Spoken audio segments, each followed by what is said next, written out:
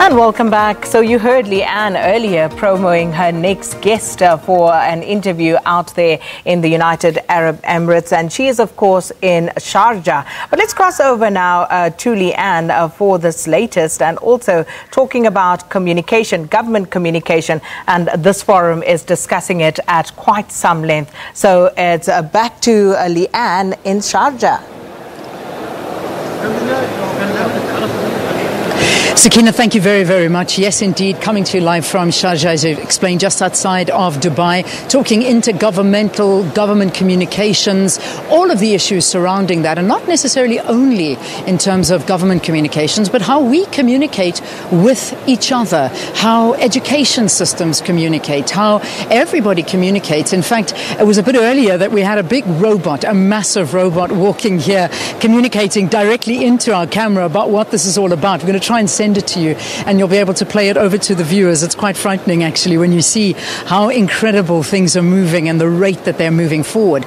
But it may be to the benefit, but it also has negatives that has a huge impact on society. I want to talk to my next guest now, who I promoted a little bit earlier, Andreas Gruel. He's from RTL Germany. We're going to be talking about fake news and the detriment thereof and what it can also do when it comes to communicating. So lovely to meet you, Andreas. Thanks so much for talking to us. Hi, nice meeting you. So we talk about communication and the effective way of communicating. Obviously, technology is the way things are done, but it also is open to a lot of negativity and fake news. I mean, talk to us about how bad it is. Well, it ain't as bad as it was all the time. But the thing is that communication got faster with social media. So everybody is now able to produce content, to share content, and therefore everything got faster. So we got like disinformation coming from everywhere now, especially from normal people who most of the time don't want to disinform somebody else, but they share stuff, they click on videos, they share pictures, and sometimes those pictures are not authentic. Yeah. So, they're not authentic, but they spread so fast because people, they don't understand a verification process. And in fact, that's exactly what you do. You're head of verification for RTL. How do you go about authenticating things and making sure that they are in fact verified? Well, in the end, it's basic research, just with some online tools that we use that are free available and that everyone could check in. So we take a look at who was the uploader, who was the original poster of something, like who made the picture, who was the first one who shared the picture, when did the picture, when was it made? Was it made in Australia? Can that really be true? We check if the picture had been altered, if it had been doctored. Is the story behind it true? We try to contact the people, and that everything, all those things are things that at least everybody could do. Just check on the date, the time, the stamp. Where's the place? Is it really Australia or South Africa or what else? And so, yeah, that's basic research. I mean, that's what you do. However, having said that, the average person is not going to do that. And yet, the average person is almost becoming more powerful than a news organization. And I know that is, it's a big comment to make, but we find ourselves in a position where people are spreading this news on Facebook, on Twitter, on all these social mediums. But the reality is that people don't check for all the facts, and they'll just spread it, and then it suddenly becomes viral, and it's not true. Is there a way of controlling that? Well, one of the main problems is emotions, because disinformation mostly appeals to emotions. What are my expectations, like politically wise or just fun wise? I don't know. But most of the time you click on it because you like something, or you think, well, that fulfills my expectations, so that should go out.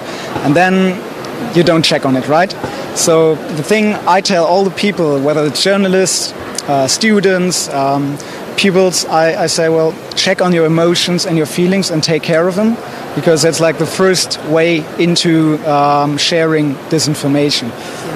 I mean, you look at the incident that happened in New Zealand recently, and this was a devastating incident where you had an individual, and I do like the way the Prime Minister said, do not name this person, because I found that very, very powerful, because they want attention. They want people to remember them for what they did. And what they did is go live on Facebook, killing people. Now, what responsibility do these tech giants, these social media giants have in order to control what is sent out and what's not sent out? Well, it's a hard discussion because you're discussing about responsibility on the one side and censorship on the other side. And it's not an easy question to be answered. I think there is a responsibility, and I think New Zealand is a perfect example how upload filter or how filtering some stuff has some upsides as well. Because most of the time you hear tech journalists talking about downsides, like censorship. Well, in this case, Facebook deleted lots of stuff that got repeated and repeated all over again. And I think this is a responsibility we should take a look at. But still, we should be careful of censorship as well. Because, I mean, that's a good thing about social media, is that everybody can tell his opinion. So finally, you're actually hosting a panel in the next couple of minutes, so I'm going to have to let you go. But what are you going to be speaking to? And being at this forum, what for you is going to be the key message you're going to be putting across? Well, I just want to say that verification is not rocket science. It's just basic human thinking, maybe keeping calm before I act. That's why we had the slogan, keep calm and verify. Because most of the time, if you take just debrief 5 minutes of your time, think about it twice, maybe 3 times, then you get in a process of maybe not sharing disinformation more often. Andres, thanks so much for talking to us. Good luck.